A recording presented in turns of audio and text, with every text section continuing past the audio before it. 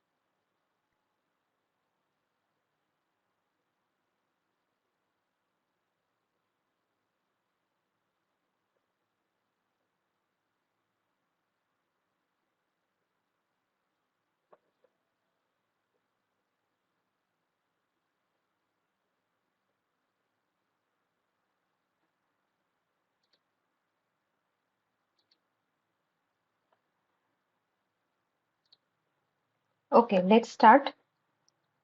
I'm sharing the screen.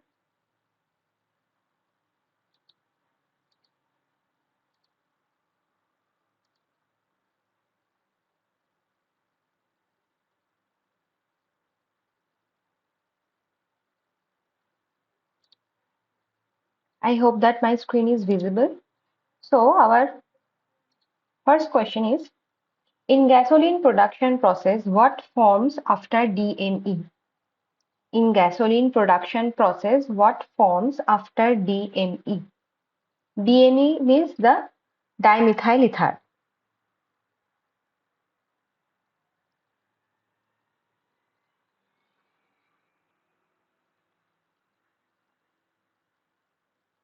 This is DME. So what form in the gasoline production process is a series of steps, right? So what forms after the dimethyl ether?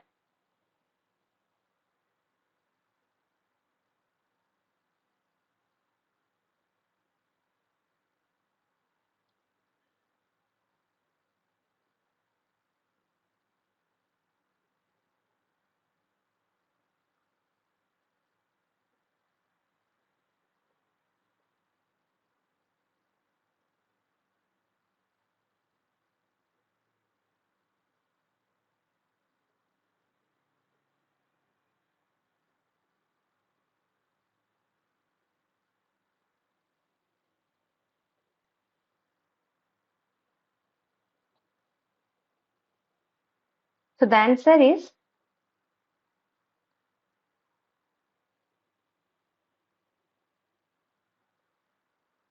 light alkenes, right? So it is not alkane, it is the alkene. Alkene means the double bond is present there. So after DME, light alkene is produced. Okay, very careful with the alkene and alkene. Okay, so this is the light alkene. The answer is light alkene. Next question. Explain the gasoline production reactions in MTG process. Explain the gasoline production reactions in MTG process.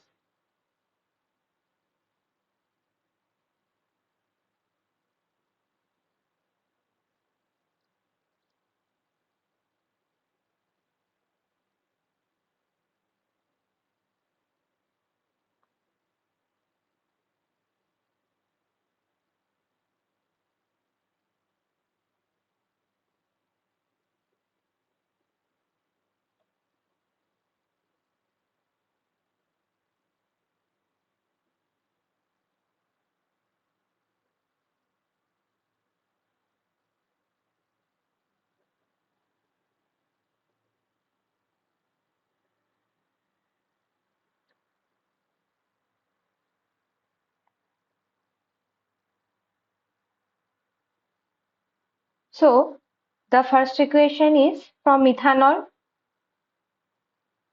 Our main reactant is methanol. So 2 moles of methanol after hydration reaction, that means minus H2O, it will produce CH3OCH3, that is dimethyl ether, DME plus water, right? So this is the first reaction. Okay. Next, this DME converts to C2 to C5 range alkenes, that is the lighter alkenes, plus water. In every step, water will be produced. Okay. Next, these lighter alkenes are converted to higher alkenes or heavy alkenes. Okay. Next, these heavy alkenes are converted to heavy alkenes, which is the gasoline, our desired product, right? So here also cyclohexane can also, cycloalkanes also can form. Then aromatics can form. Okay, so this product is the gasoline. Okay, so these are the two steps of production of gasoline from methanol. So this happens, the first reaction is a single reaction which happens in the DME reactor, and these three equations happens in the second reactor, that is called the gasoline reactor. Okay, so this is the whole reactions involved in the MTG process. Next question. Methanol dehydration reaction is exothermic. Then why is forward reaction preferred?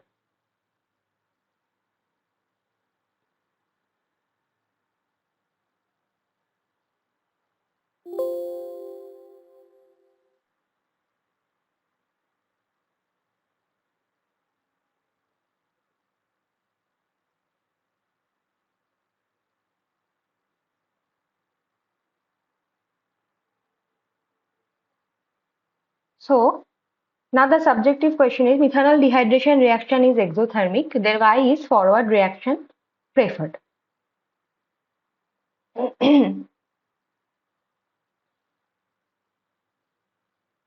So we know that this methanol to dimethyl ether reaction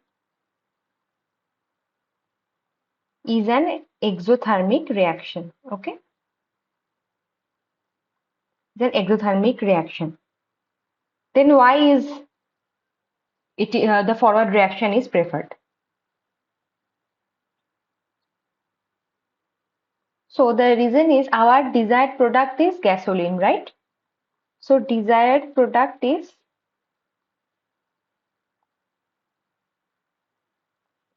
gasoline. So first in the DME reactor, methanol will convert to DME, and in the gasoline reactors, DME will convert to all these alkanes, alkenes, light alkenes, heavy alkenes, then heavy alkanes, right? So DME will subsequently form this kind of products, right? So that is why we want to produce more amount of DME, right? If we can produce more amount of DME, then only we can produce more amount of gasoline, right? So we want this exothermic reaction to be preferred. And that is why forward reaction is preferred, even if that is an exothermic reaction. Okay, so to produce more amount of, so you have to write it in a nice way, in a subjective way, that way that the answer I'm telling, that DME converts subsequently converts to other alkanes. The first the light alkenes, then the heavy alkenes, and then from heavy alkenes, cycloalkanes, and the aromatics, which is our desired product, that is gasoline, are produced. So we need to produce more amount of alkanes from the DME, and for that case we need more amount of DME production, right? So, and DME is produced from this, following this exothermic forward reaction. So that is why it is preferred. Okay, that is why methanol dehydration is preferred. Okay, so this is the answer. Next question. What is the byproduct of ExxonMobil based MTG process?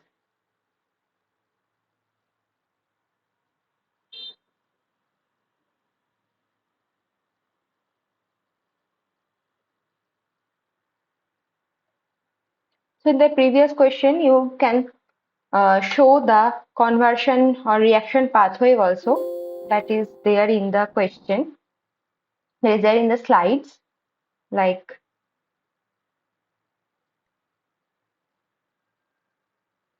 you are seeing in this graph, right? So initially CH3 is the reactant, so CH3 amount is getting reduced with space time. Its product distribution is getting reduced, right? And you can see that DME is produced in this region. So as fast as the DME is produced,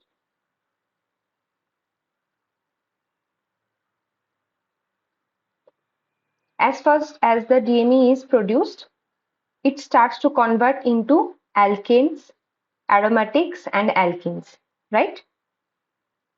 Okay, so first alkene will be produced. So DME, the production distribution of DME is increased, as well as the production distribution of alkene is also increasing, right? So immediately from DME, alkene starts producing, right? So we have to maintain, and then after alkanes and aromatics are coming, right? So at this stage, you can see that DME is done producing. So you have to maintain that ratio for production of alkenes, and that is why you need to produce more amount of DME, and that is why this forward reaction is preferred. So for this question, you can also show the product distribution versus space-time graph also. That will be much more clarified to the examiners, right? Next question. What is the byproduct of ExxonMobil based MTG process?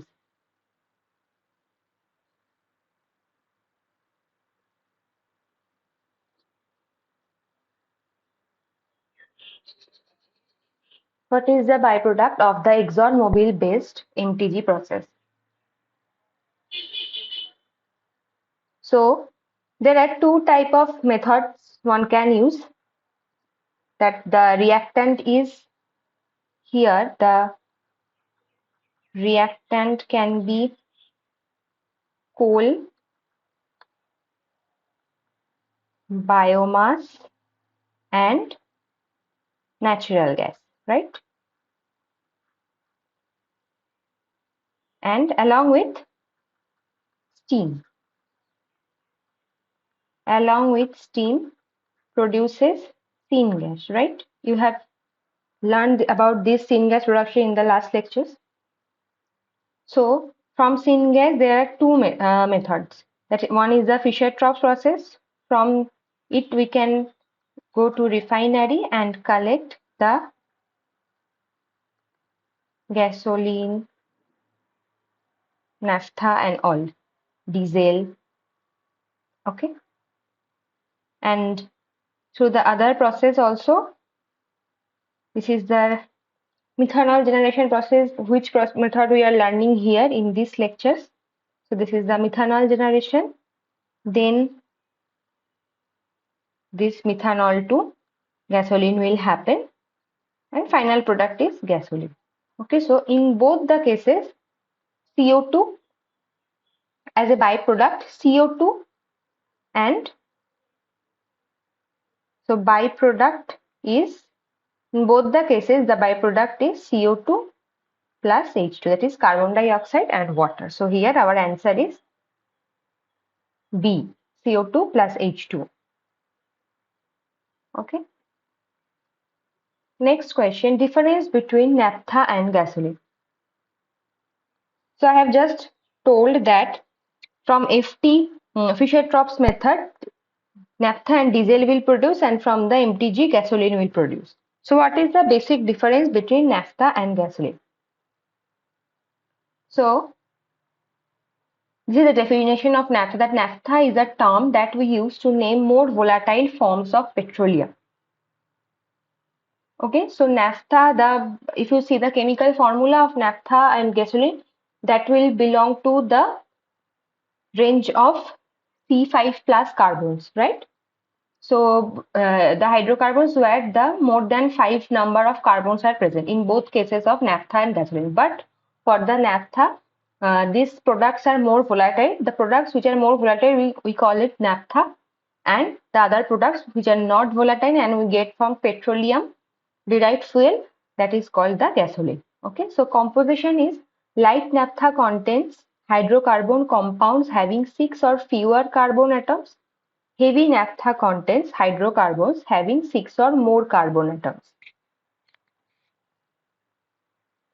Right?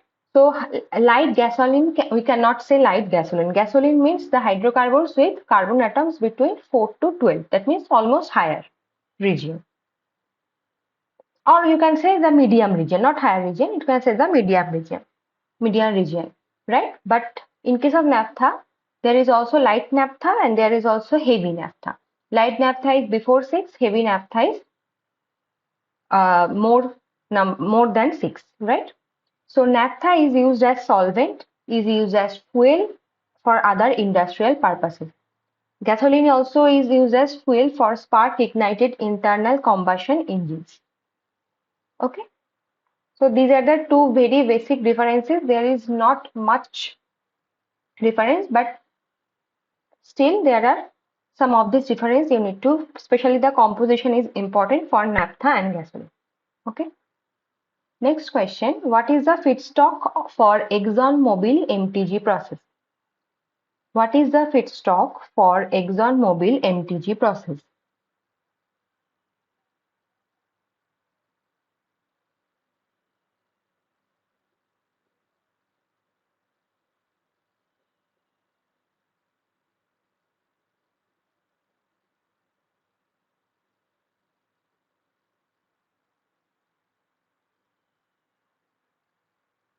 So that is we have just seen, that is the coal means carbon, then the biomass, there is the natural things, the things we get from nature, then the natural gas, that is mostly methane, right? And steam. These are the feedstock for ExxonMobil MTG process. This will produce syngas, and from there we will produce methanol and the subsequent reactions, right? So these four are the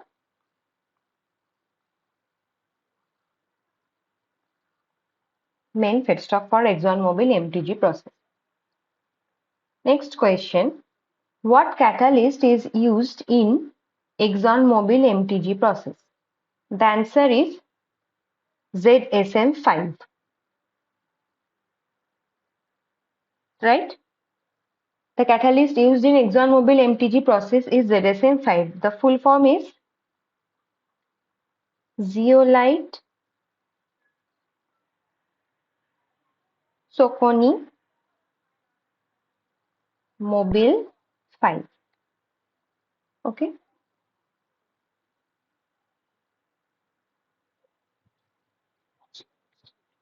This is the catalyst is used for the ExxonMobil MTG process. Next question. ZSM5 catalyst is used in both the reactions of gasoline production. Is it true or false? That means you have seen that in the MPG process, what happens? In the MPG process, the first equation is from CH3OH, that is methanol, to DME production, and the second steps are DME to gasoline production, right? So directly gasoline will not form, gasoline will form from the light alkenes, then higher alkenes, then gasoline. So you can write it that way. So in the from DME, first light alkene, then heavy alkene, then heavy alkane is produced, and that is what the gasoline, right? So ZSM5 catalyst is used in both the reactions of gasoline production. Okay, it is true. It is true. Okay. Next question, explain the catalyst structure of MTG process.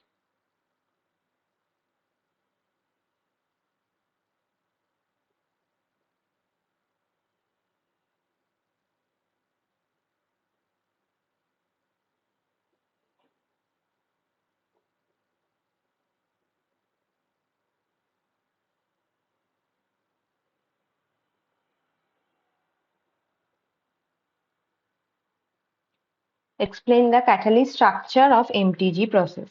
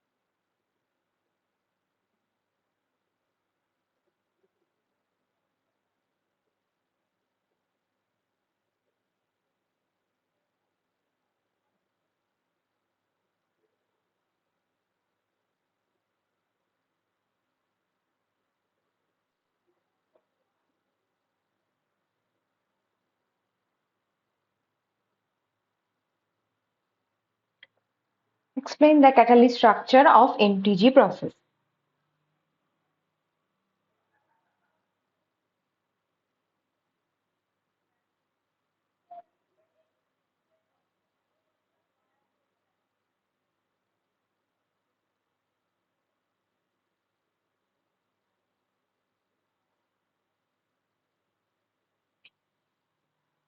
So,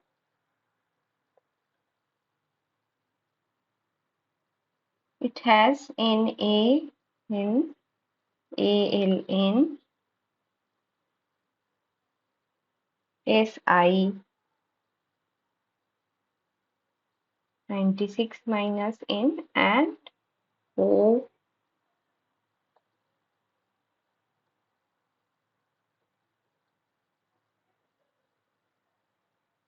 Oh, it just got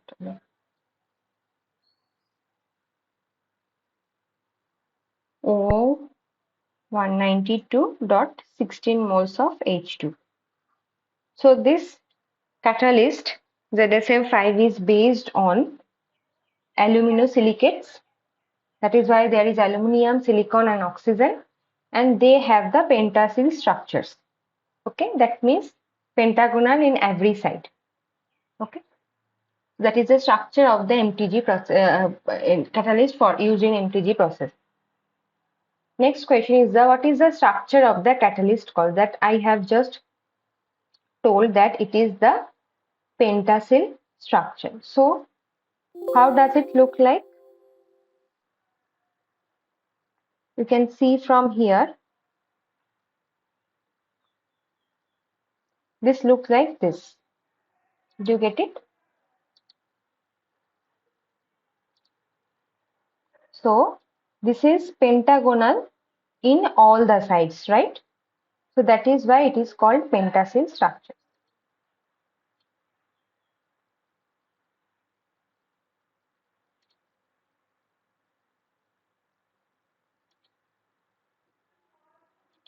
Next question. Paraxylene converts to metaxylene using ZSM5. Is it true or false? Paraxylene converts to metaxylene using ZSM5.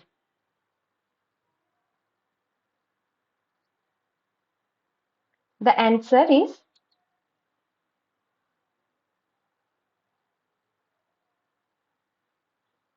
false, right? Because the opposite happens. So metaxylenes,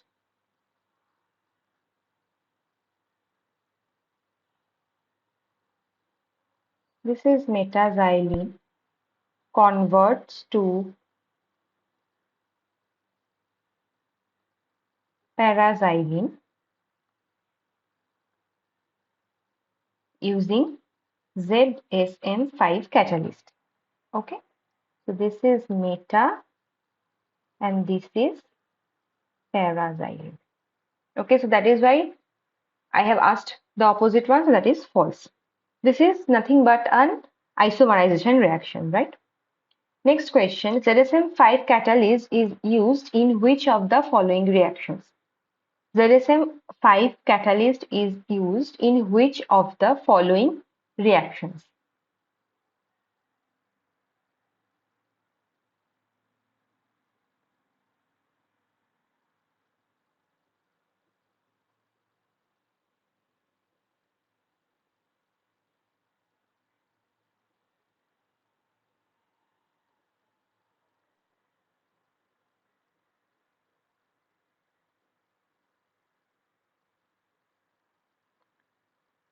The answer is all of the above. Okay. If you mark either acidic catalyst or isomerization or alkylation, you will get part marks, but if, you will get full marks when you will mark all of the above. Okay, so ZSM5 catalyst is used in all of the cases: acid catalyst, isomerization, and alkylation as well. Okay, the answer is all of the above. Next question: crude methanol contains what percentage of water?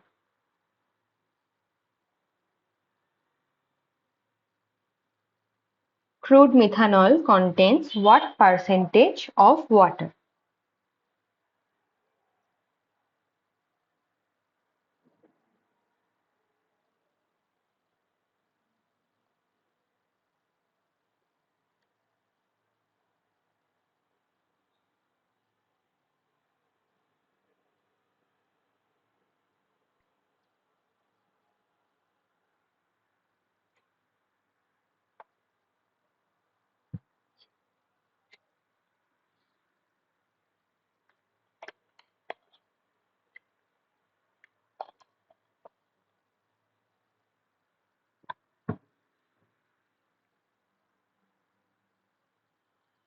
Crude methanol contains what percentage of water? So it is not 27%, it is not 20%, it is not even 7%. So the right answer is 17%. Okay, so crude methanol contains 17% of water. The next question is, what type of bed is used in ExxonMobil MTG process? What type of bed is used in ExxonMobil MTG process?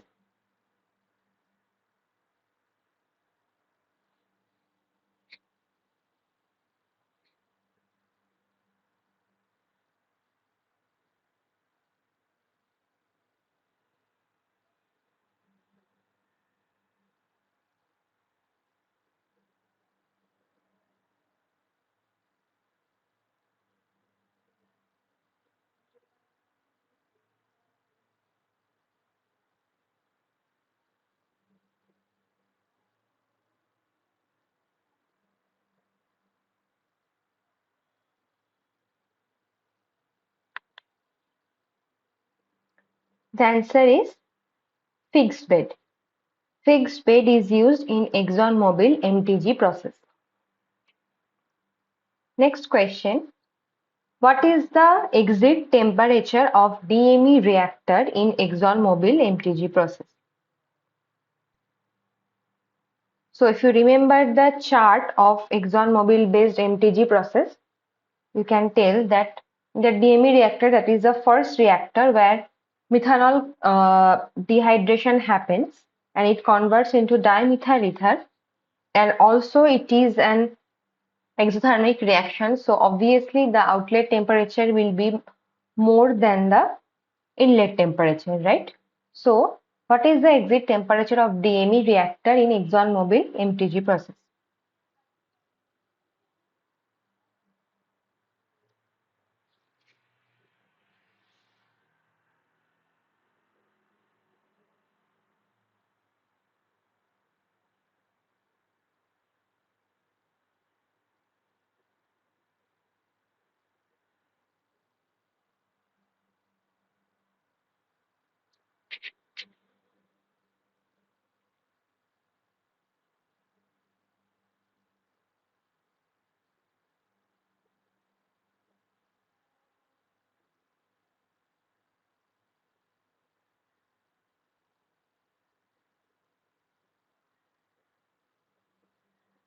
The answer is 690 Kelvin.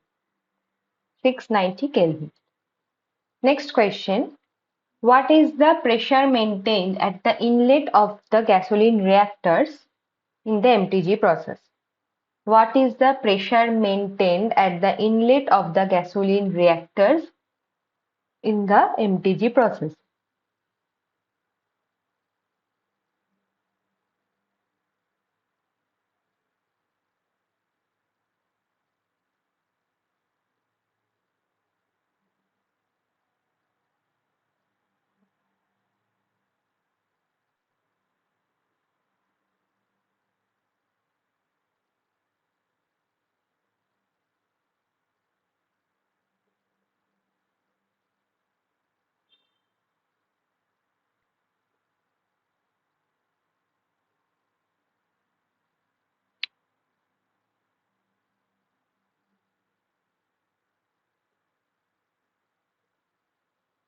The answer is 22 bar, right? The answer is 22 bar.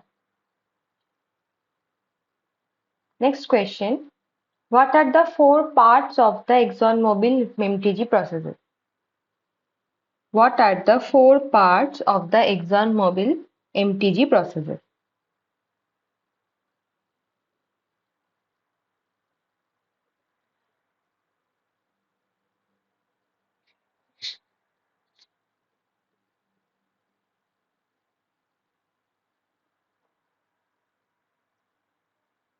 So, the first part is the DME reactor. You know that here the methanol converts to dimethyl ether by dehydration. Next comes the gasoline reactors. So there are series of reactors of gasoline where gasoline is produced. So this all together is called the gasoline synthesis reactors. Gasoline synthesis reactor. Third one is the deethanizer.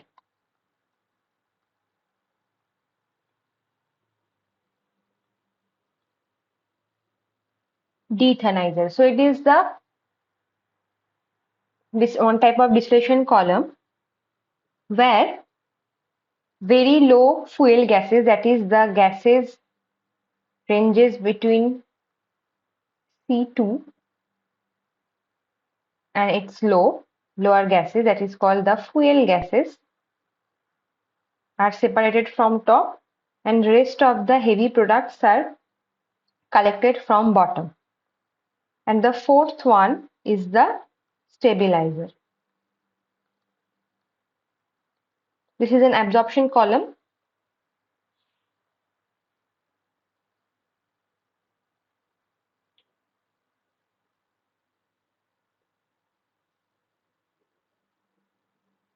Absorption column. So this product of this deethanizer, the bottom product of this deethanizer is the heavy hydrocarbons, goes into the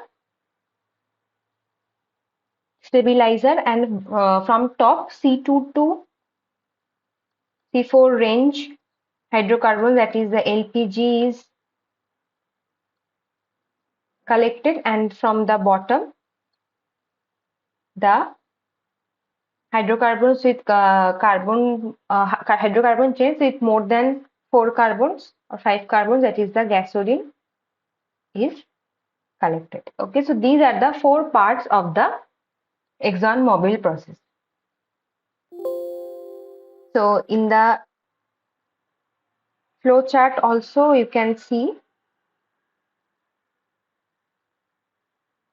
So this is the first reactor, it is the DME reactor. These are the series of reactors of gasoline synthesis reactor. This is the deethanizer, where very light fuel gases are separated from the heavy hydrocarbons, and here LPG and gasoline is separated. Okay. Next question.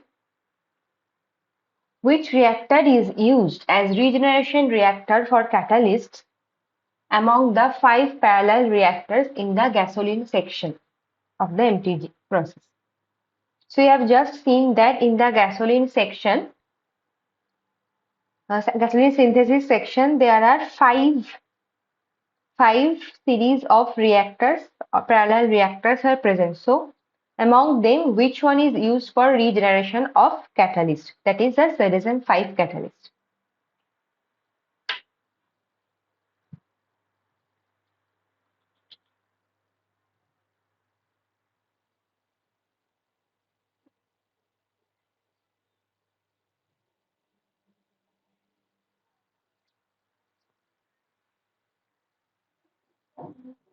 So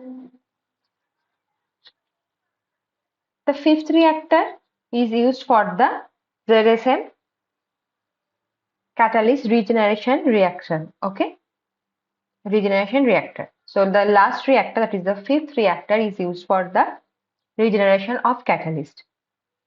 Next question. In CN, that is in the hydrocarbons, when N is between 3 to 4, represents which chemical?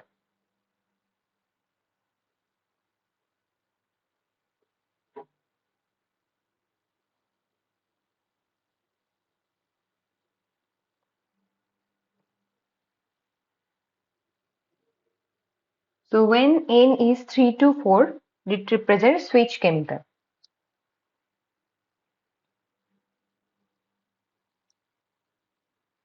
So the gasoline represents when N is 5 to 11. That range is for gasoline. For diesel, The range is even higher. C12 to 18. Okay, so N is 12 to 18. For fuel gas, C is the lowest, that is C2. Okay, and for LPG, that is our question, that C3 to C4. Okay, so our answer here is LPG.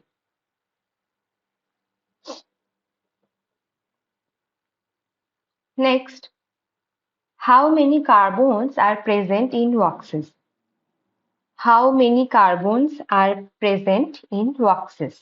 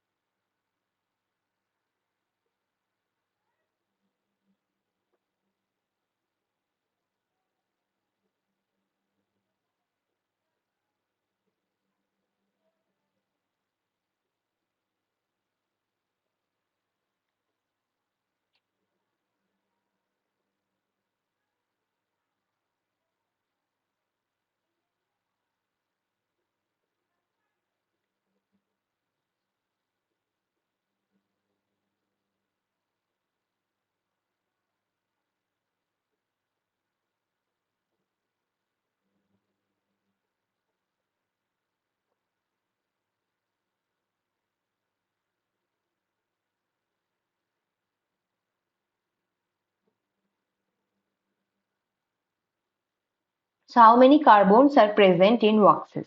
The answer is 19. So this is even higher from the diesel, right? So this is 19.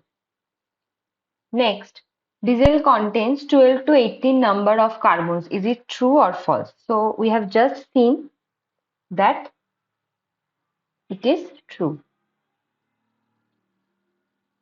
Next question, which chemical is produced in highest amount in MTG process? Which chemical is produced in highest amount in MTG process?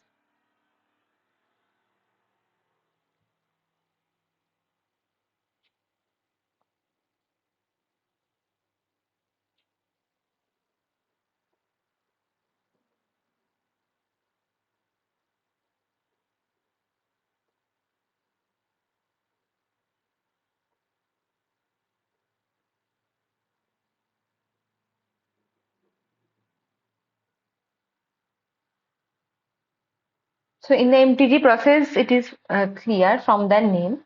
So MTG means methanol to gasoline, right? So obviously the gasoline production will be highest. The answer is gasoline. Next, high temperature Fischer-Tropsch process produces higher amount of C19 chemicals. Is it true or false? High temperature Fischer-Tropsch process produces higher amount of C19 chemical.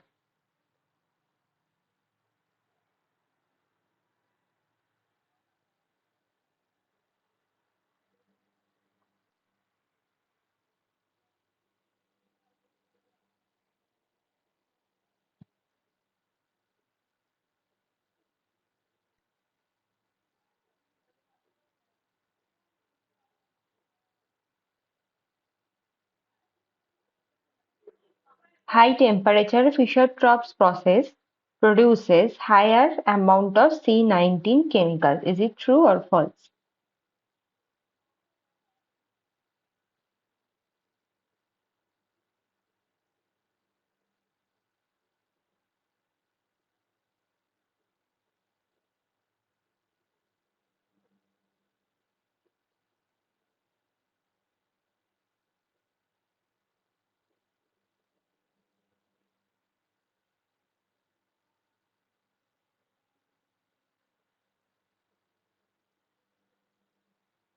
The answer is false. Why? Because we have just seen that C19 means the waxes, right? So this means the higher chain hydrocarbons. These are heavy hydrocarbons. So low temperature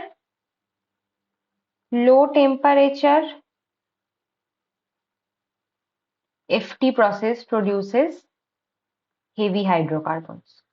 Okay, remember. So that is why, and high temperature FT process produces light hydrocarbons.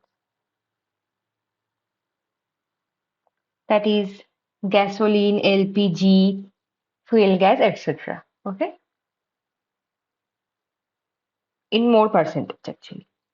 So here the answer is false because I have asked about high temperature. It should be low temperature. Next question. Low temperature Fischer-Tropsch process produces higher chain carbon. So I have just given the answer. So the answer is true. Next question. Why are higher carbon chains not formed in MTG process? Why are higher carbon chains not formed in MTG process?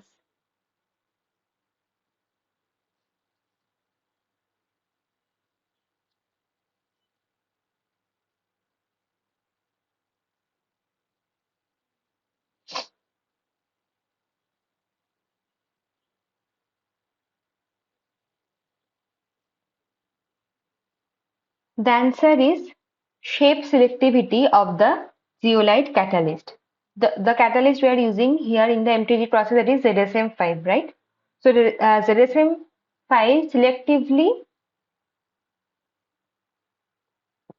chooses its product based on its shape. So in the MTG process, only 1% fuel gas is produced, that is the C2 carbon. 10% LPG is produced, that is the C3 to C4 range, and 89% gasoline is produced, that is C5 to C11 range. Okay, that's it. So more than C11, that is from C12 to C12, no hydrocarbon chains are produced in the MTG process. So the shape selectivity of this zeolite catalyst for gasoline is extremely high. That is why the gasoline production is very much effective in the MTG process.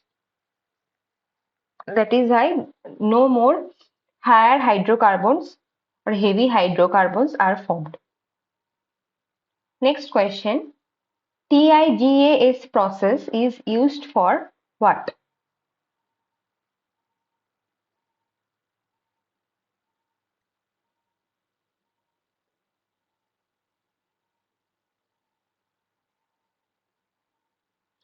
So the full form of TIGAS process is Topso integrated gasoline synthesis, right?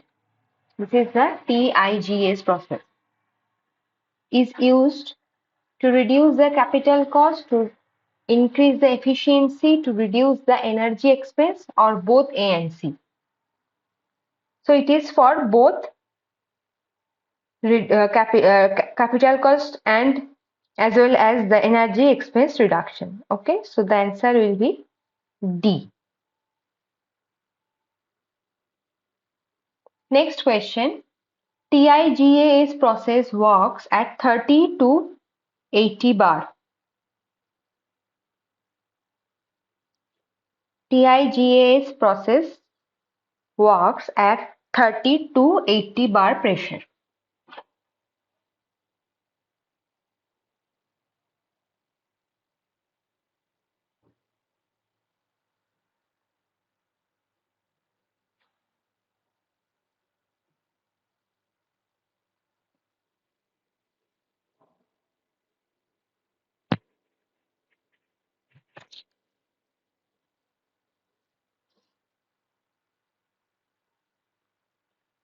The answer is true. TIGAS process works at 30 to 80 bar.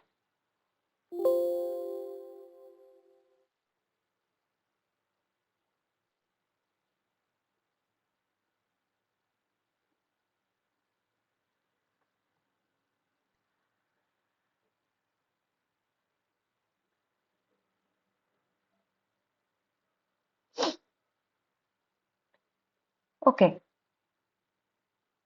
Next question. So this is true. Next question. Methanol or DME complex is formed in MTG process. Methanol and DME complex is formed in MTG process.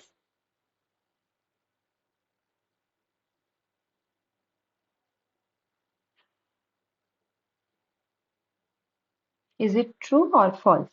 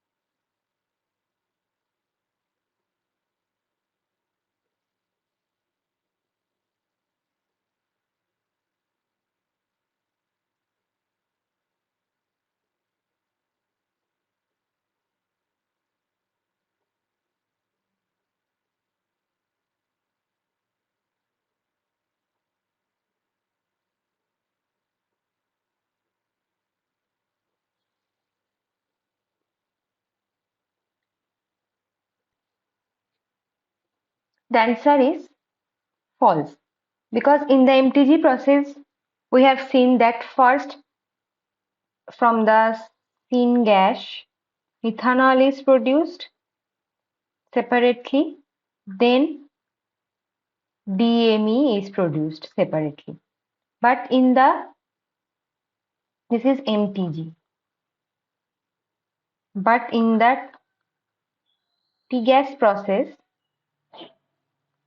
from the syngas directly,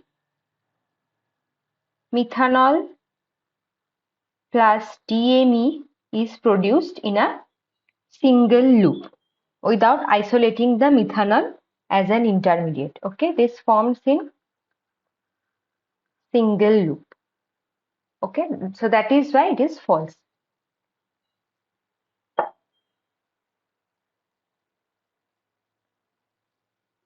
Next question.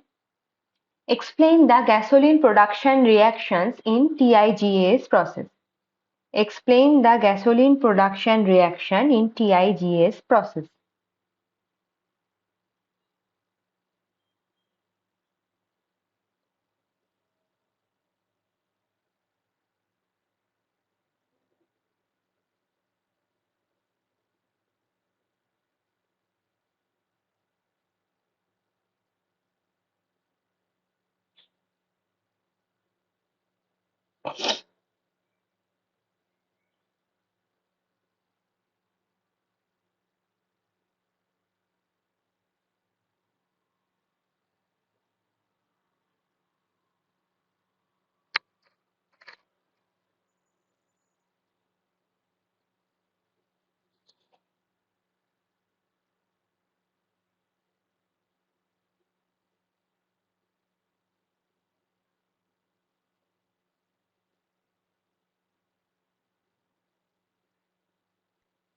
So, in the T-gas process, the feedstock is coal. The feedstock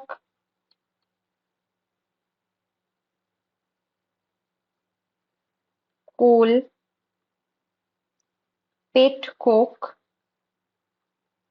or biomass. They are used to form the syngas, right? Which is a mixture of H2, CO and CO2, where the H2 and CO ratio is near to 1. Okay. So now from this syngas, so first CO plus 2H2 will form methanol. All will happen in the same reactor. Okay. So then CO reacts with steam, produces CO2 plus H2, and this methanol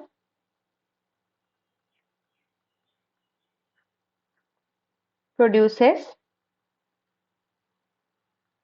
dimethyl ether plus water. So all of these reactions are happening in a single reactor. Next, so dimethyl ether is produced now, right? Next, this product stream, that is the methanol and dimethyl product streams, is diluted with recycled gas and delivered directly to the subsequent stages for the synthesis of gasoline. So here the methanol and DME are produced in the same reactor. Okay. And next, this methanol will convert to some hydrocarbon products, or this dimethyl ether also converts to some hydrocarbon products. Okay. So methanol and DME are formed in the same reactor initially. Next, they both convert to the hydrocarbons, that is our desired alkane, that is the gasoline. Okay. So the overall reaction is oxygenated materials, that is the methanol or DME complex produces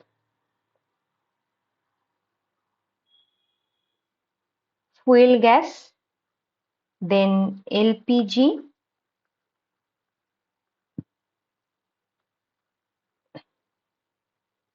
then gasoline, that is C5 plus, and water, and obviously some amount of heat because it is an exothermic reaction. Okay. So the same products are coming from both the process, the MTG process also, and from the T-gas process also. But in that MTG process, methanol is generated in the separate reactor, DME is generated in the separated reactor. But in the T-gas process, methanol and DME forms in the same reactor, and the subsequent gasoline production reaction happens in another parallel reactors. Okay, so these are the differences. Next, octane number of a fuel is measured and compared with what?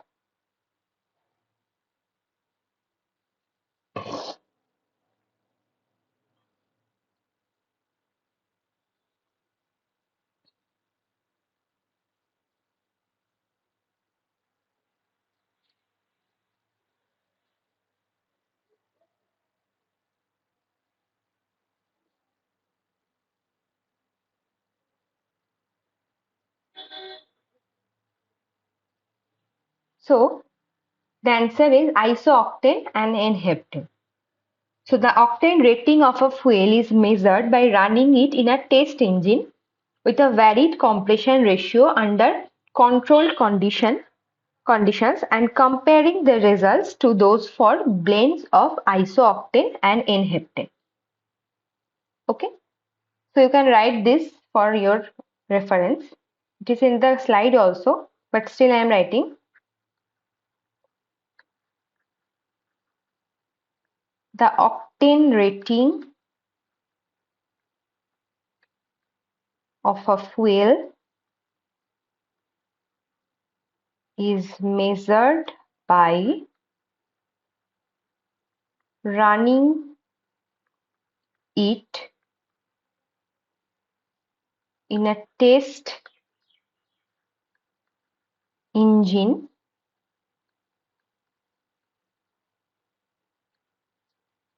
with varied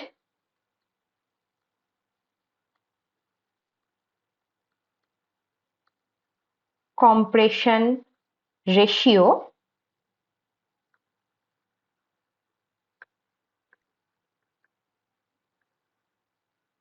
under controlled conditions and comparing the results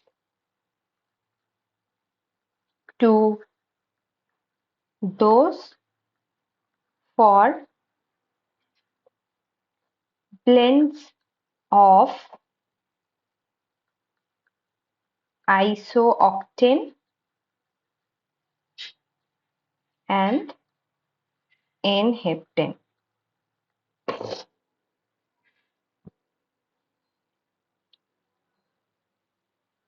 Hmm?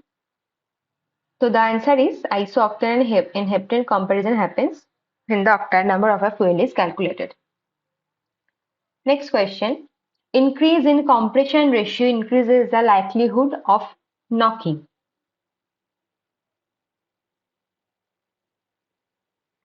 Is it true or false? Increase in compression ratio increases the likelihood of knocking.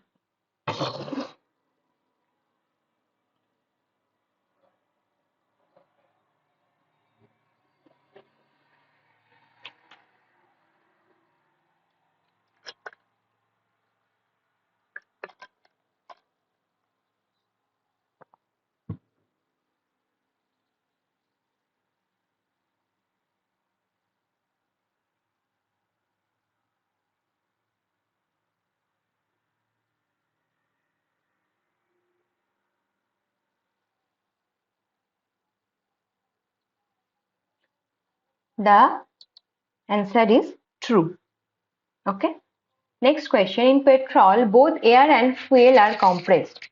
Is it true or false? In petrol, that means the gasoline. Petrol means gasoline. Okay.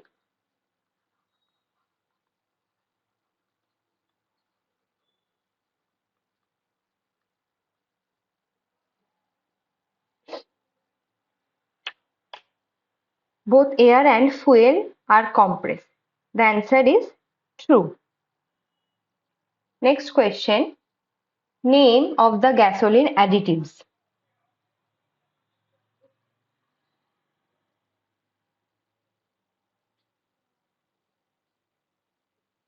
Name of the gasoline additives.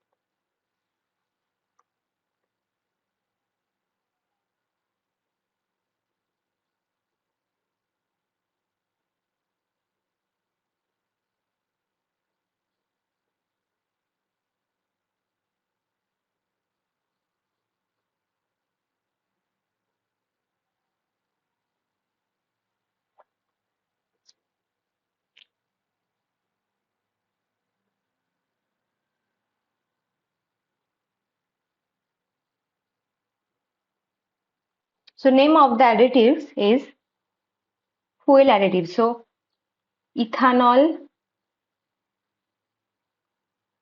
then MTBE, that is methyl tert butyl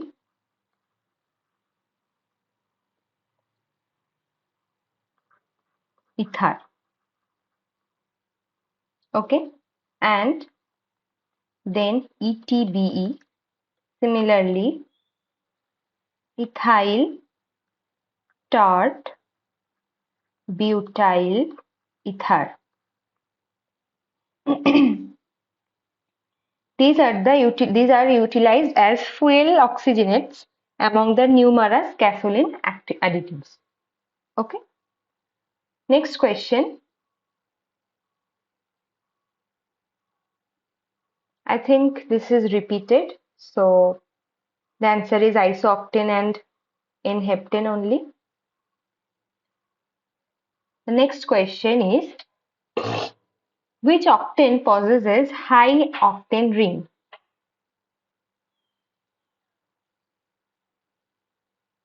Which octane possesses high octane ring?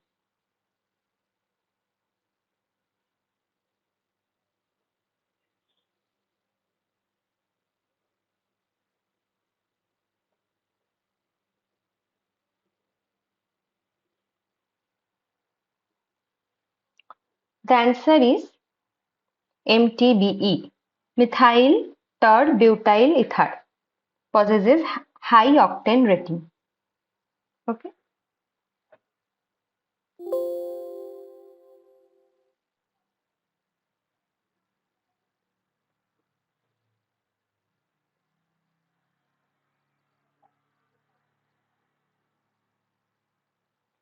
Next question. What is the octane rating of MTBE? What is the value of the octane rating of MTBE? Because it possesses high octane rating, right? So what is the value? The value is 118 RON. Okay. Next question. What are the catalysts used in MTBE formation?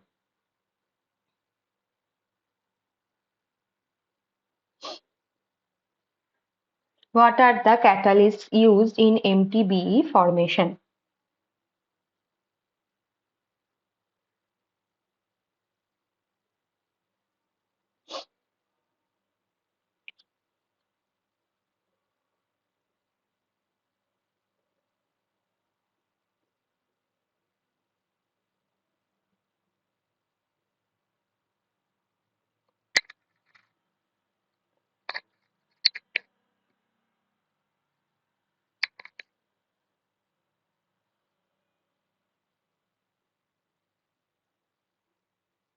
The answer is 600. Okay.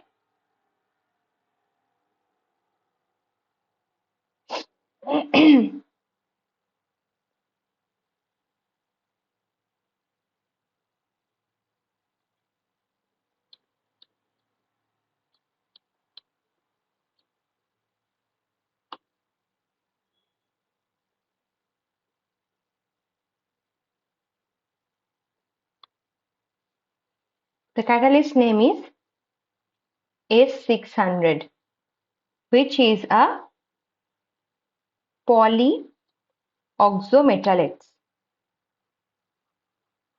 Okay. It is produced by Sincata company.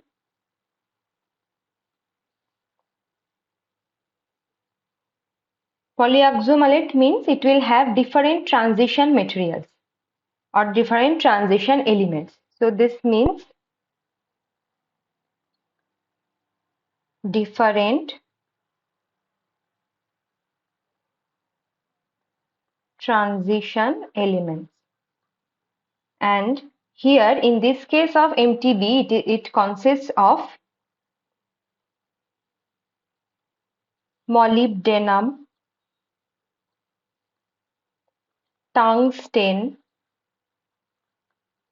and vanadium. Okay, this is the complete catalyst used for MTBE formation. Next question. What are the compounds present in isobutene feed?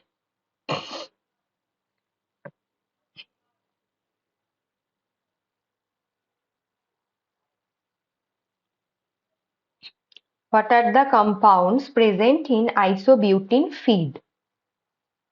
So when methanol reacts with isobutene,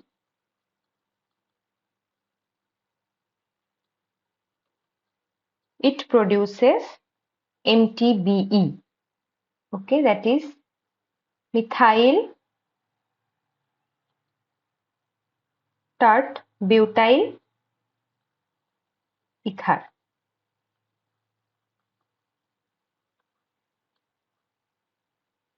This is O, okay. This is O. So see, there are three hydrocarbons, CH3, CH3, CH3 and OCH3. This is the MTBE. So this isobutene, this is isobutene,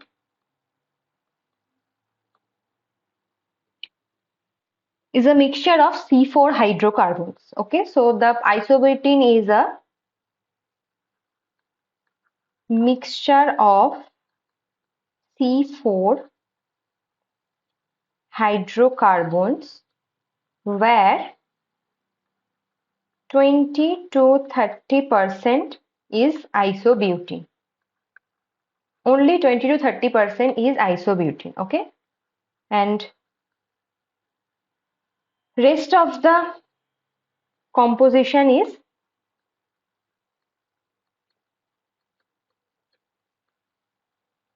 inert N-butane, isobutane and N-butene at typical reaction circumstances. Okay, so only 20 to 30% is isobutene and rest is N-butene, N-butane and isobutane. Okay, this is the compounds or composition of the isobutene feed. Next question, MTBE formation is a gas phase reaction.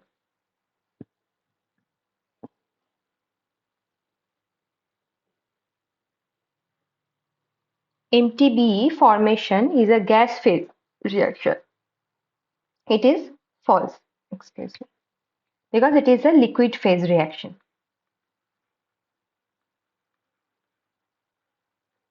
Next question, what is the percentage of methanol is required to get 90 to 96% of isobutene conversion?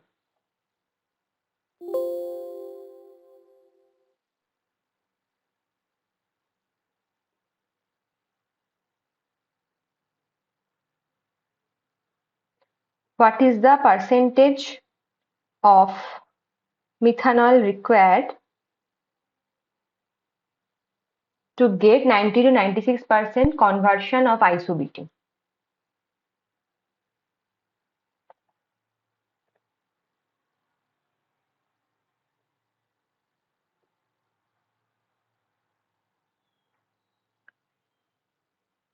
The answer is 10% surplus methanol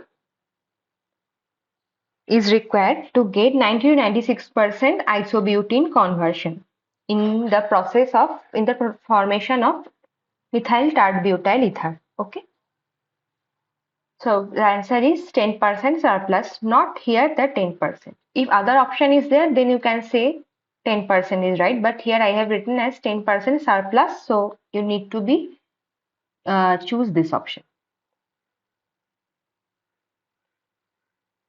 Next question, MTBE formation reaction happens in a fluidized bed reactor. Is it true or false? This reaction of methanol plus isobutene produces methyl tert butyl ether is happened in a fluidized bed reactor. Is it true or false?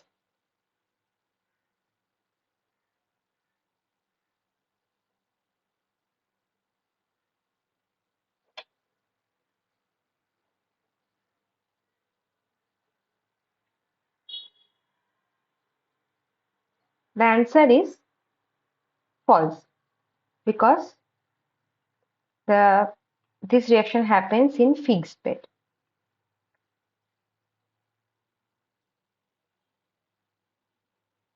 Next question.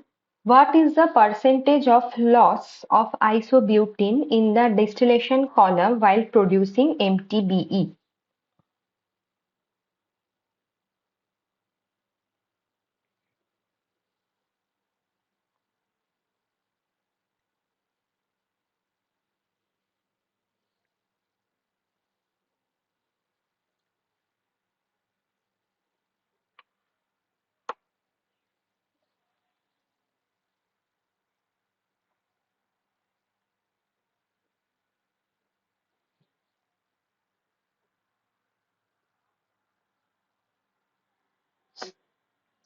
The answer is 3 to 10%, right? So in the flow sheet, you have seen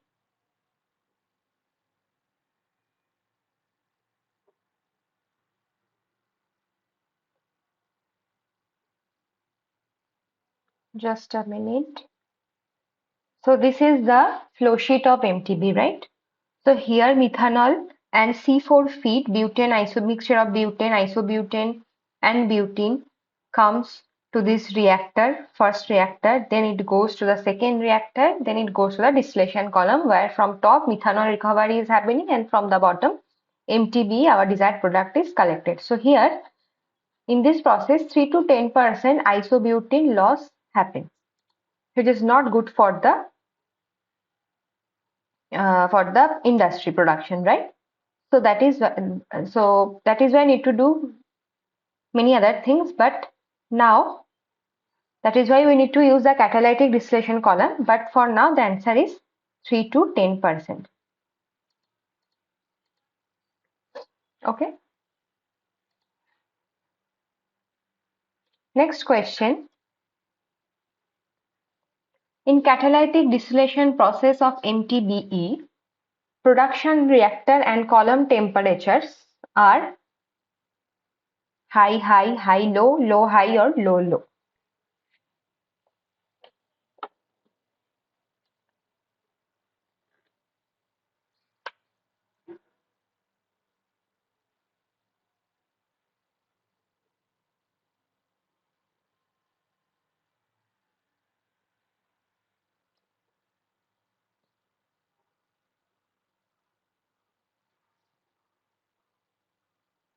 So as we have seen that there is a loss of isobutene, so we need to rectify that, otherwise there is no meaning of producing MTB in a loss, right? So that is why we bring catalytic distillation column here. Okay. So in the reactor, CH3OH, C4 feed are going, that is the fixed bed reactor, and it goes into the catalytic distillation column.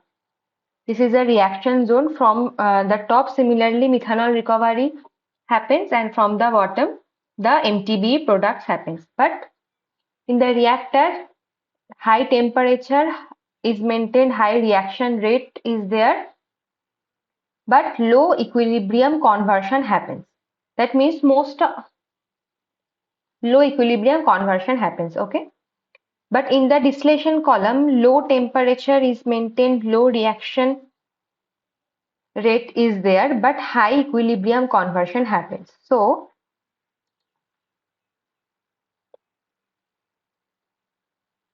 our answer is, so we have talked about the temperature, right? So the answer, our answer will be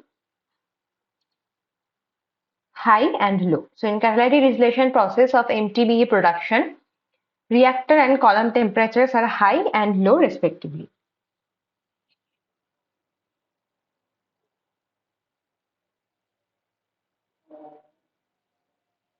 Okay. Next, in catalytic distillation of MTBE production, conversion rate more in column than reactor. There is a mistake in the question. More. Yeah.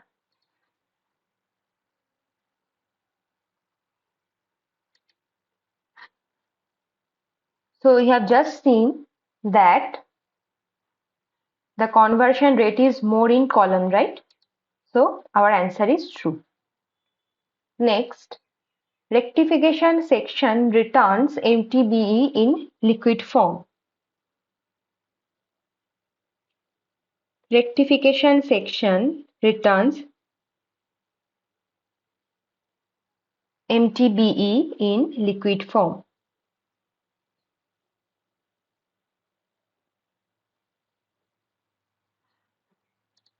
It is true. Okay, so when we collect the MTBE from bottom, it is in liquid form. Next question, uses of homogeneous catalysts.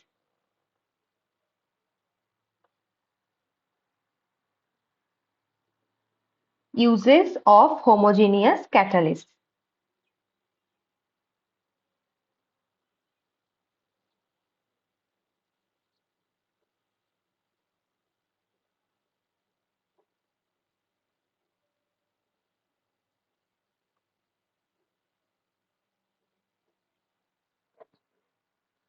So there are multiple uses of homogeneous catalysts in industry.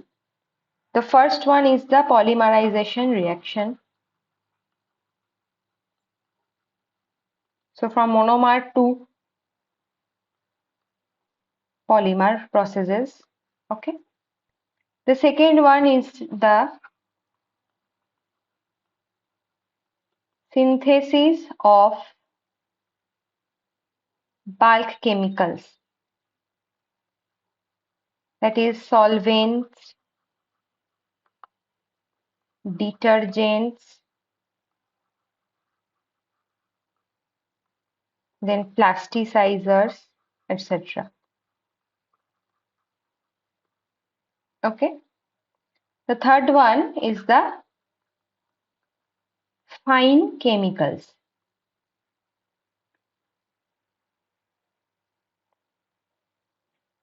So these are the uses of applications of homogeneous catalysts. So in these processes, homogeneous catalysts are used. Next question.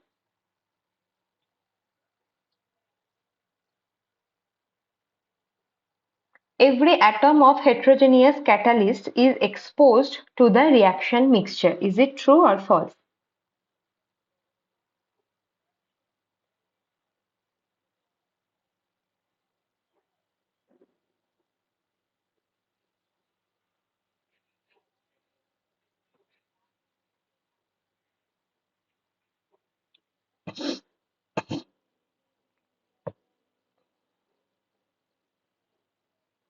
Every atom of heterogeneous catalyst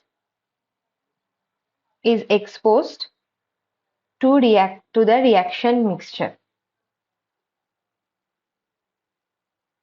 The answer is false. Because in case of homogeneous catalysts,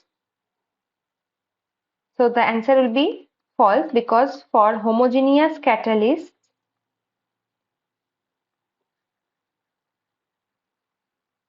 every atom is exposed in the reaction mixture, not for the heterogeneous catalyst. In case of heterogeneous catalyst, what happens?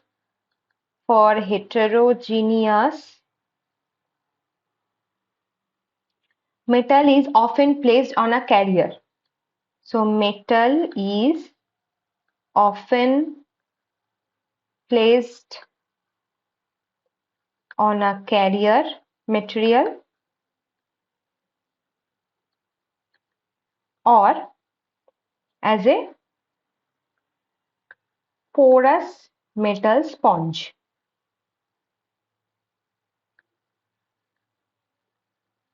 Okay, so every atom is not exposed here. That is why it is false. Next question, number of active sites present in homogeneous catalyst.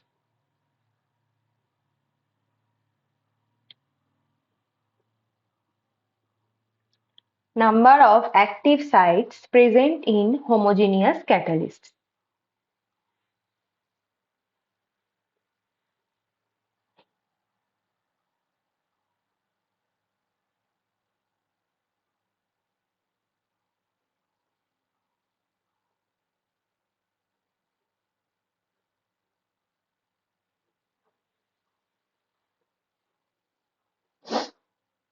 The answer is 1. So homogeneous catalyst has one form of active site and heterogeneous catalyst has more than one. Next, advantages of homogeneous catalyst. Excuse me.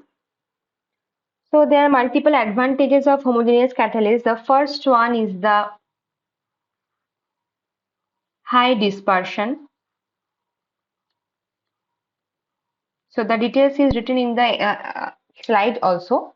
So high dispersion of homogeneous catalyst, which minimizes the effect of catalyst poison. That is why heterogeneous catalysts get more poison easily. Second one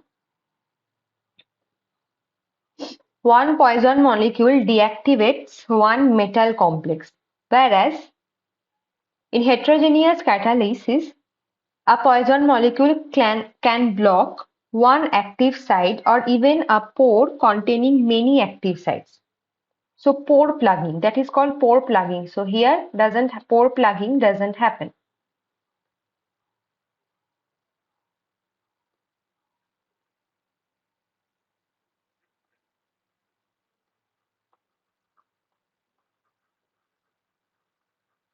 So you have to write in detail in the exam, just like it is written in the slides.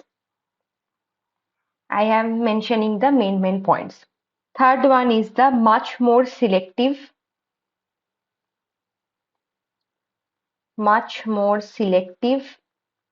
as it has one form of active site.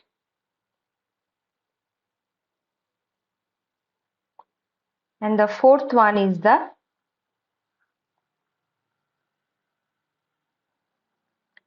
discrete metal complexes in homogeneous catalysts give well-defined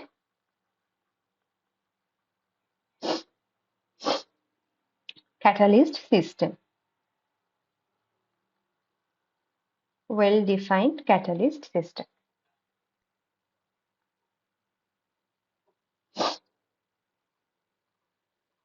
Okay, so these are some of the advantages of homogeneous catalysts.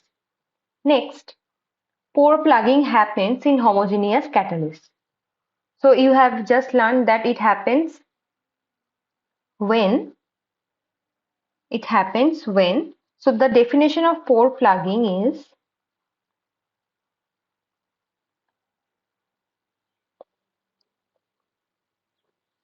a poison molecule when a poison molecule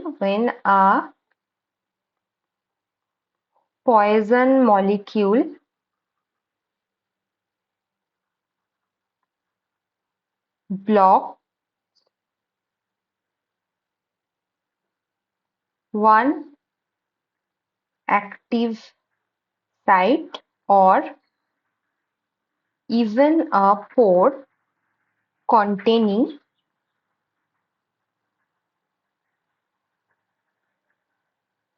many active sites.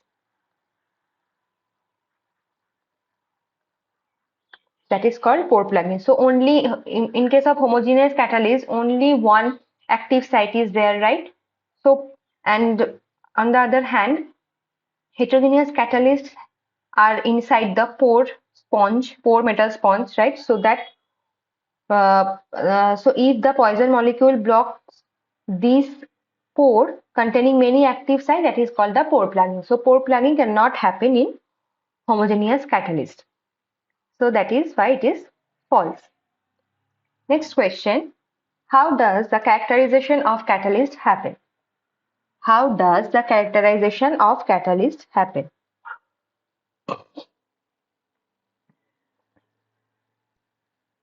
The answer is infrared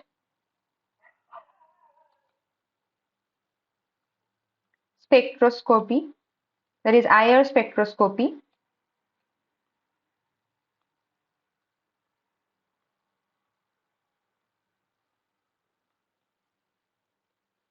Okay, this is the first one. Second one is the NMR.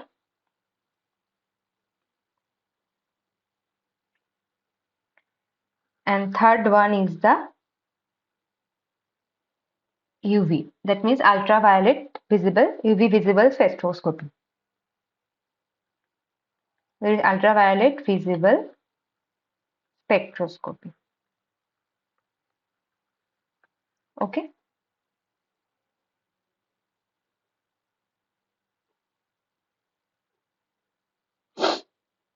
So these are the three methods that is how you can characterize a catalyst.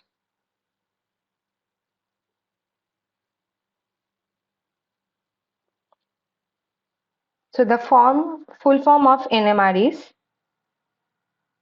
nuclear magnetic resonance. Okay, so these are the three methods for characterization of the catalyst. Next question, homogeneous catalysts are dispersed in liquid. Homogeneous catalysts are dispersed in liquid. The answer is true, because the heterogeneous catalysts are inside a pore region or a carrier, right, which moves as a particle. Okay, so here the homogeneous catalysts are dispersed in liquid, so it is true.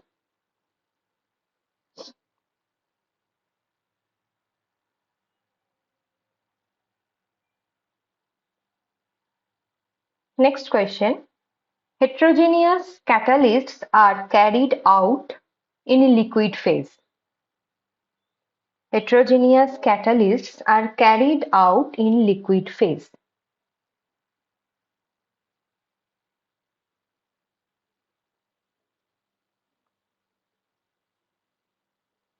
So you have just seen here that the homogeneous catalysts are dispersed in liquid. That means it are also carried out in liquid phase. So that is why it is false. Okay, it is false. Next, what are the parameters needs to be noted in heterogeneous catalyst?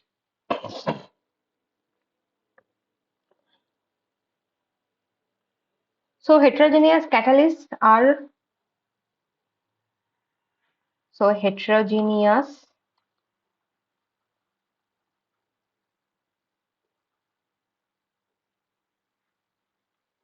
catalysts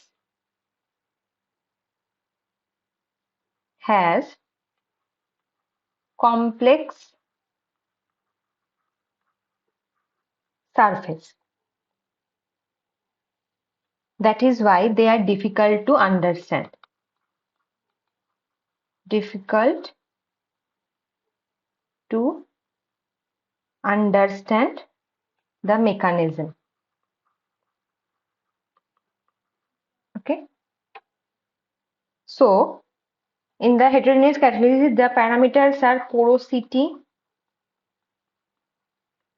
then the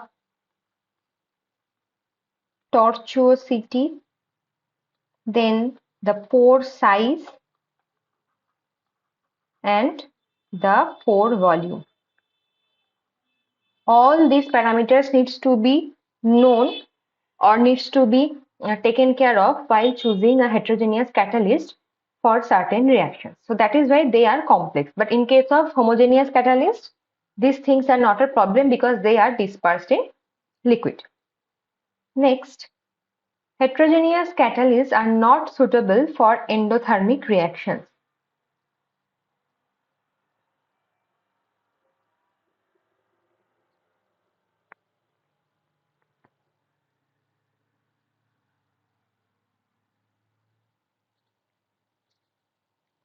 Heterogeneous catalysts are not suitable for endothermic reactions. It is false, because homogeneous catalysts are not suitable. So homogeneous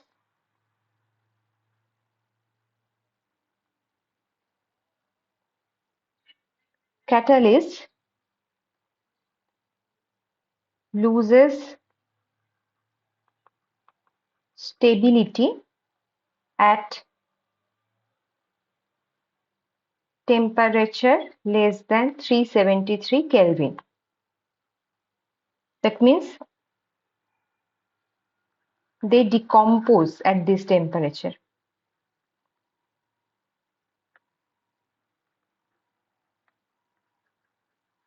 So if they decompose, so there is no point of the reaction, right?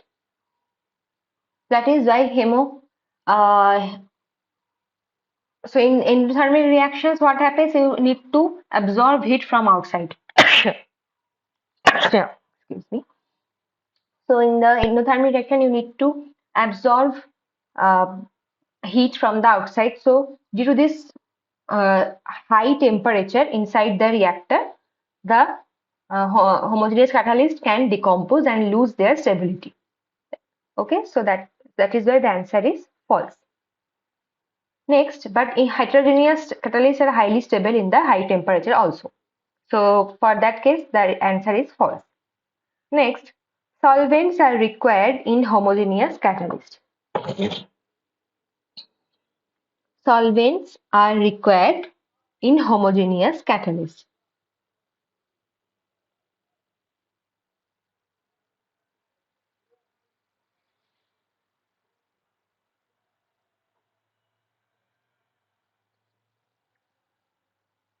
The answer is true. Solvents are very much required and can be product or byproduct for the reaction where homogeneous catalysts are used. Next, what is the form of heterogeneous catalyst? So heterogeneous catalysts are solid, often metal or metal oxides. Okay, so this is the form of heterogeneous catalyst, but homogeneous catalysts are only metal oxides.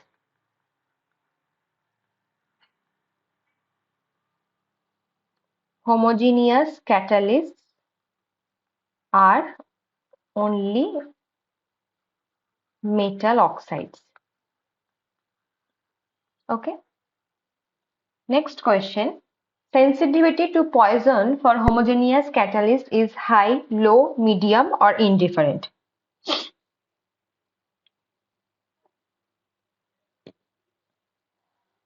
Sensitivity to poison. The answer is low.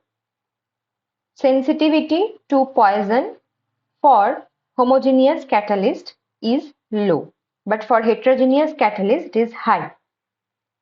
So it is for heterogeneous catalyst.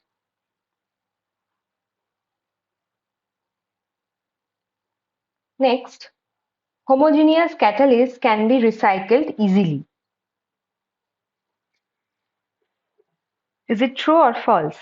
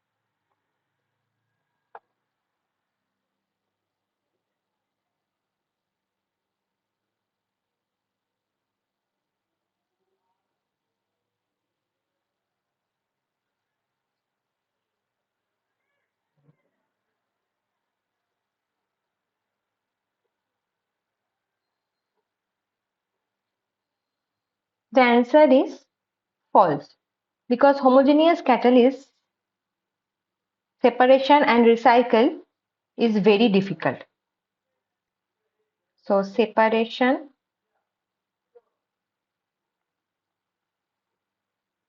and recycle is very difficult for homogeneous catalysts because they are dispersed in liquid, so it is difficult to separate them in liquid form. That is why it is false. Next question. How are homogeneous catalysts get separated?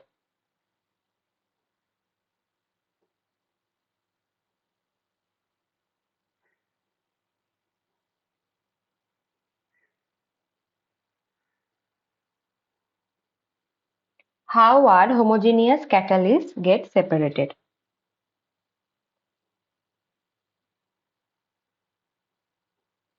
So when the product molecular weight is lower than the molecular weight of the homogeneous catalyst, then only separation is possible. Okay. Next question. Disadvantages of homogeneous catalysts. Disadvantages of homogeneous catalysts. First one is the specific catalyst.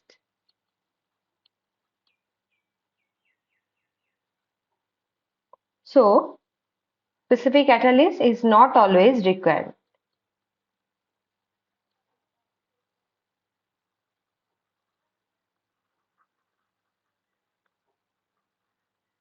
Okay, because complex feed and product in oil refinery processes do not justify the use of a highly specific catalyst. So, homogeneous catalysts, you know that they are highly specific. But when the feed and product are complex itself in the oil, such as in oil refineries, then there is no point of choosing a highly specific catalyst, right? So this is the advantage. The second advantage is the separation. So I just said separation and recycle is not possible, is not easy for homogeneous catalyst. Only when it is possible when the molecular weight of the product is lower than the molecular weight of the catalyst itself. Okay. Third one is the use of solvent.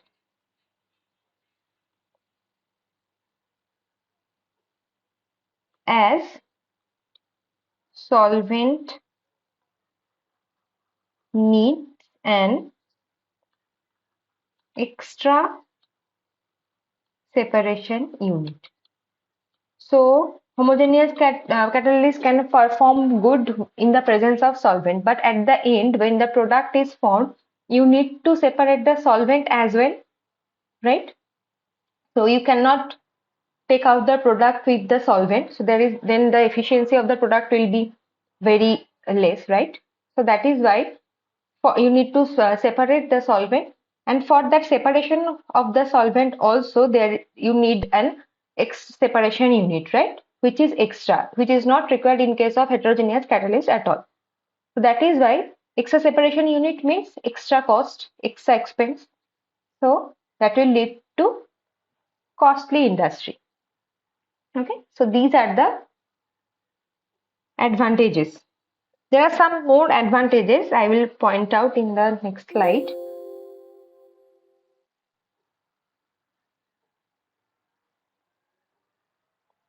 So three I have written there. So four is temperature window is restricted.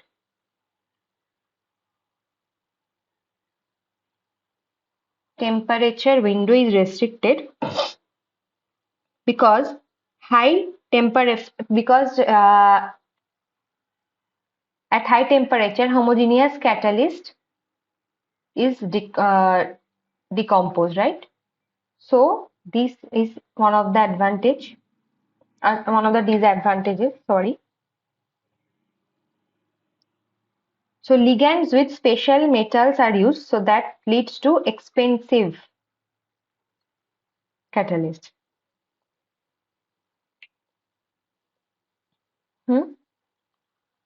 6 is catalyst productivity should be high, obviously, and for that full metal and ligand recovery are important. That leads to extra expense. Last one is the contamination.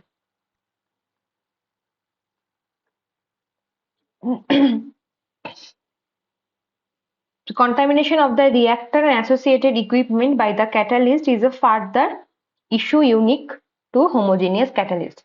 So these things does not happen in heterogeneous catalyst.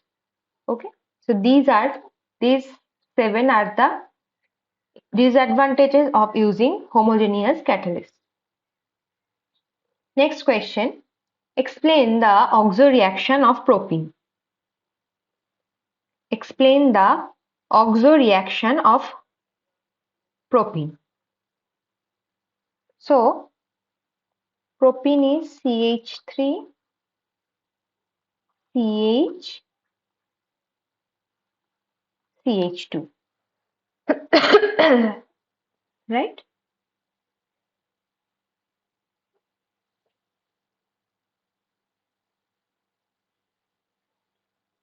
So this is propene.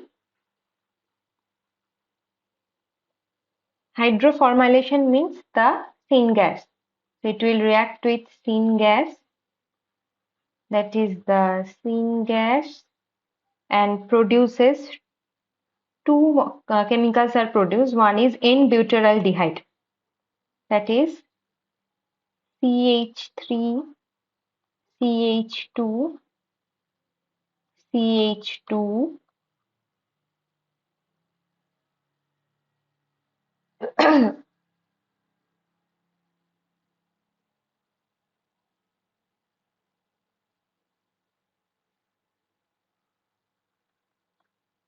CHO,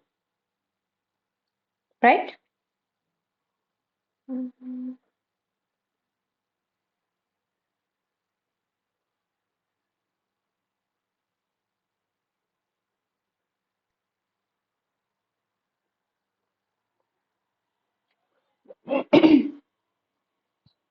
This is the N-butyraldehyde. This is N-butyraldehyde, and the other one is the isobutyraldehyde, that is CH3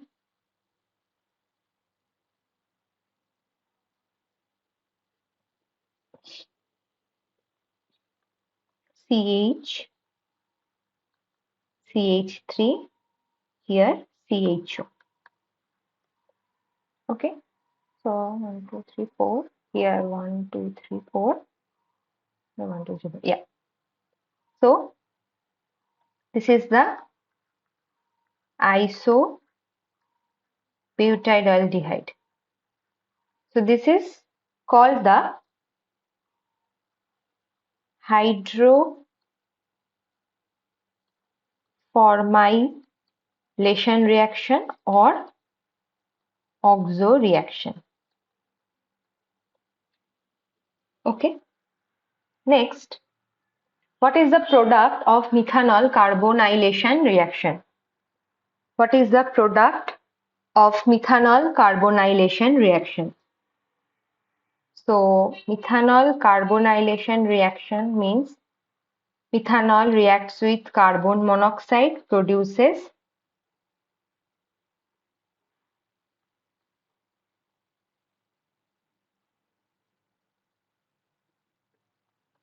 CH3COOH. That is the acetic acid, right? That is the acetic acid.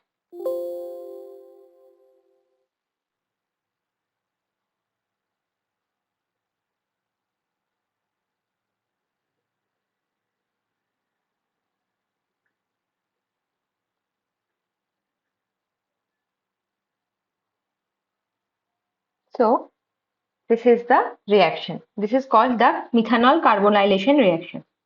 This is an exothermic process. Next, what is the catalyst used for production of DMT?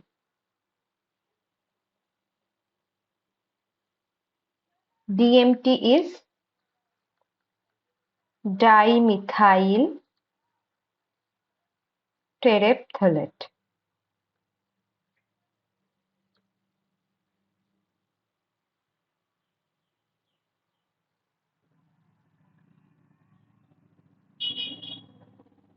Dimethyl terephthalate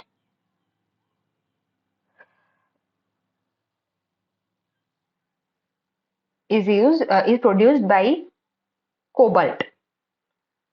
Cobalt is a homogeneous catalyst and it produced by DMT. Okay. So just a minute. There is a list of heterogeneous and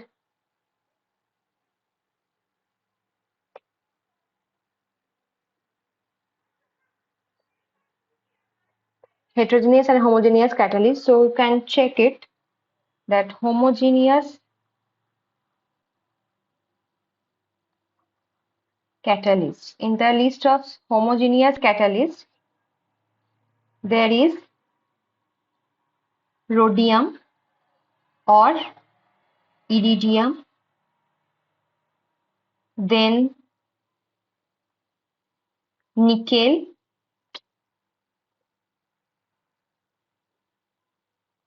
then cobalt. Here, right? And in the list of heterogeneous catalysts, there are copper, vanadium, then iron, then zeolite Y, then silver. Okay. So these are the important. So in the slide also, you can see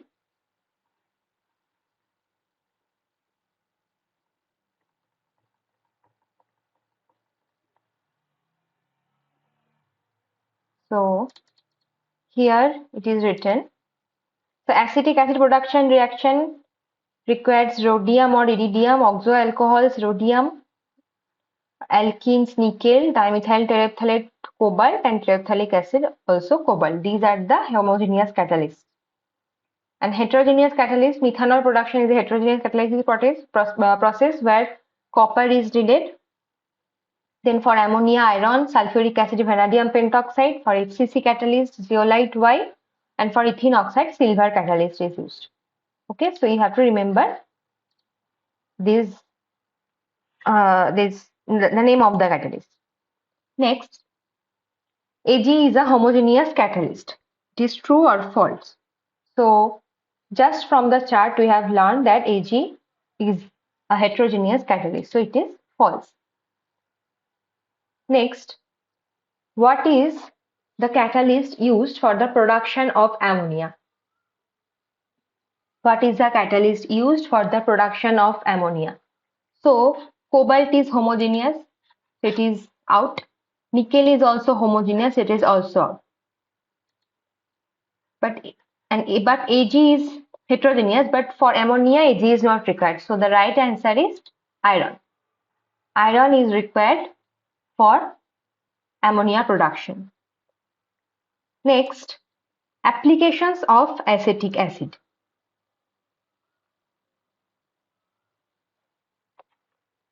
So application of acetic acid. So acetic acid is predominantly used for the synthesis of vinyl acetate, second acetic anhydride, Third one, terephthalic acid. And fourth one, it is used as solvent. So these are the major applications of acetic acid. Next, formation of acetic acid.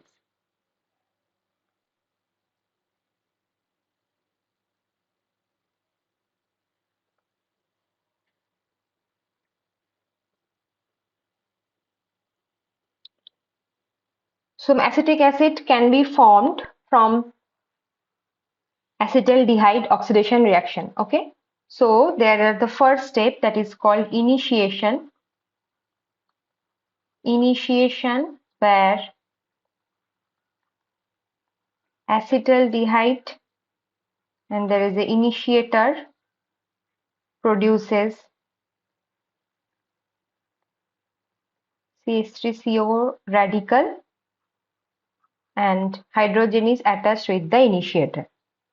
Then comes the propagation reaction.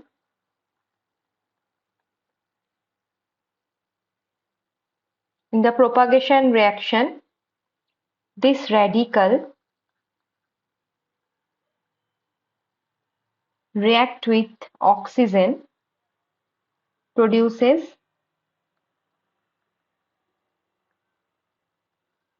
another radical. Okay.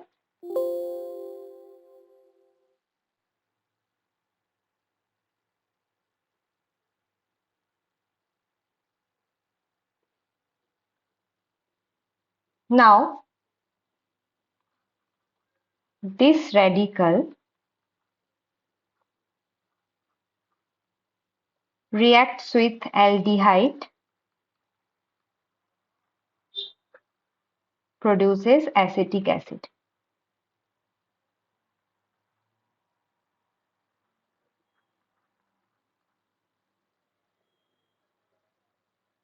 And that old radical which was produced in the initiator and that will get back return to the initiation reaction or propagation reaction itself. Okay. The last one is the termination. So in the termination reaction, this aldehyde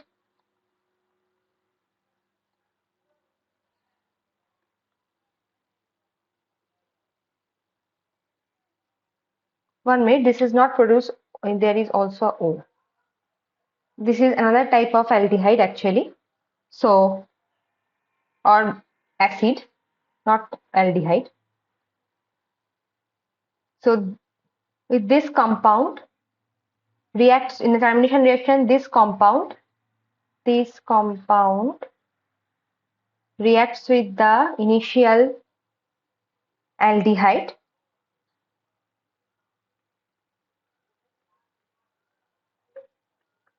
produces 2 moles of acetic acid. Okay. So this is the whole reaction. So in the overall form you can write. So overall reaction is this. So CH3CHO aldehyde is partially oxygenated, produces acetic acid. So this is the formation of acetic acid from aldehyde oxidation. Next, describe the Monsanto process of acetic acid production. So in the Monsanto process, naphtha or N-butane oxidation is happens. So N-butane is oxidized, produces 2 moles of acetic acid plus water. So this is an highly exothermic reaction.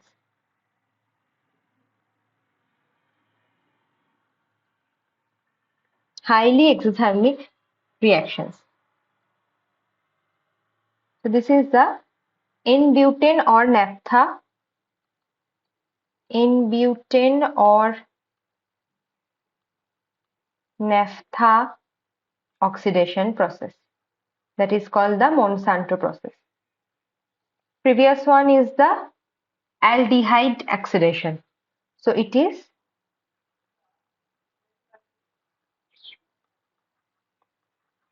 aldehyde oxidation process.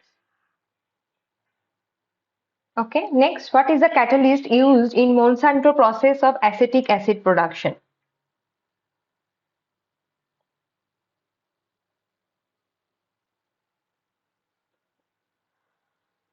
Through carbonylation. So through carbonylation also we have just seen in the previous question that carbonylation, that means methanol, CO can produce acetic acid. This is also called carbonylation process. So Monsanto process of carbonylation, rhodium based catalyst is used. Okay, so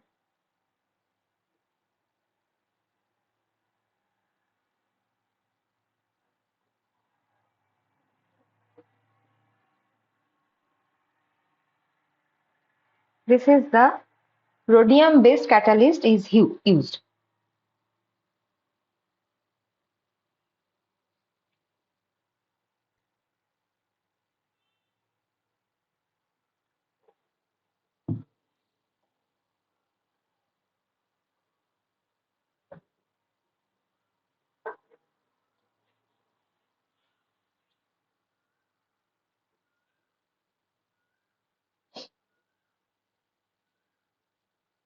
So initially in the this process, carbonylation process. So initially in the carbonylation process through BASF method, cobalt is used as nickel, as catalyst, right? So through the Monsanto process,